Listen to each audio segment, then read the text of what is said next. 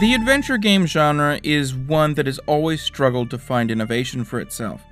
It sticks to its tired and true tropes and methodology for years and years before major changes come along, often in waves. But there are always a few games that stand out, that try something exciting and new. Sometimes they get noticed by the rest of the industry, and they have their ideas implemented into every other game in the genre that is followed. Other times, their revolutionary new features are considered too expensive, too impractical to implement on a wide scale. And that is absolutely the case with the game I'm looking at this week, The Last Express. Playing this game today is almost as much of a revelation as it was 20 years ago, but the effort it took to achieve what they did here was so wildly expensive and labor-intensive that it hasn't really been attempted again. What The Last Express does so well is create a world that feels alive. Most games are built in a way that revolves entirely around the player, and that design principle is particularly evident in traditional adventure games. Every character is just hanging out and waiting for you to show up. They have no goals or life of their own, no real reason to exist beyond you and whatever background information that the game's creators will have written for them. But in The Last Express, every single actor has a script, if you will. They all have their own motivations that aren't just expressed through dialogue, they're expressed through actions. Now, I will grant you there have been some games that have experimented with this sort of design. Modern Bethesda games have NPCs that are on a rigid schedule, but mostly that usually just ends up meaning that characters have specific times when they're at work and specific times when they're at home. And when you're building a huge Bethesda-scale open world, that's about all you can hope for. The chances of people running across a specific character at the right time is very, very small. But The Last Express is set entirely within a single train, a very limited, compact space, and takes place over a rigidly defined time frame of a few days.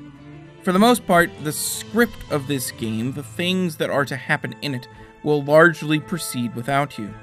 Some plot points do require your direct intervention, and obviously to get the best ending, you need to have an effect on events.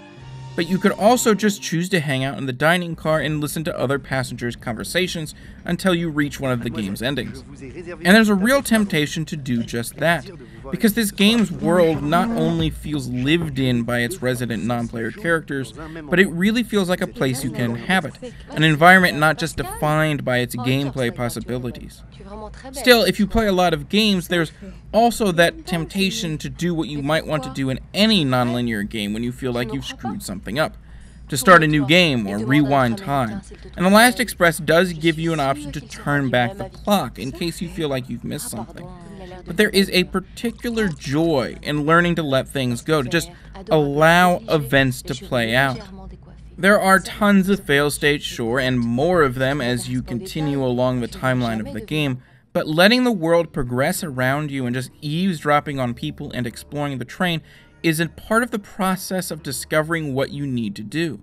This particular adventure game isn't about finding the right items to combine with other items in order to open a door in the traditional adventure game style. The Last Express is about listening to what other people are saying, watching what they are doing, and learning to turn that information into action. Being in the right place at the right time is every bit as crucial as having the key item. And the game's graphical style is very effective at allowing for that immersion, especially given when the game came out. At the time, you were either using FMV or you were using 2D art of some sort for your adventure game. The Last Express takes a really interesting half-and-half approach, where real-life actors were used, albeit with heavy makeup, and then rotoscoped into the game. Clearly a very expensive process, but one that has preserved its aesthetic appeal far better than FMV would have. And that contributes to the rather surprising fact that the game has held up as well as it has. The Last Express is every bit as unique today as it was 20 years ago. No narrative game of any sort has managed to achieve what it did in terms of its environment. The world of this game as it moves along in near real time, while confined to a train, It was the closest to a living, breathing world I've ever seen in any video game of any sort. Every NPC is living their own life with their own goals, and they're moving around the train exactly in the way you would expect them to, given their motivations within the game's narrative. If you have any interest at all in storytelling in video games, The Last Express is an absolute must-play. Every Monday, I look at games that were released at least 10 years ago, and I see if they've held up today, if they're still worth playing now. If you like that idea, be sure to subscribe so you can see the latest videos. If you like this video in particular, be sure to hit that like button, and thanks for watching.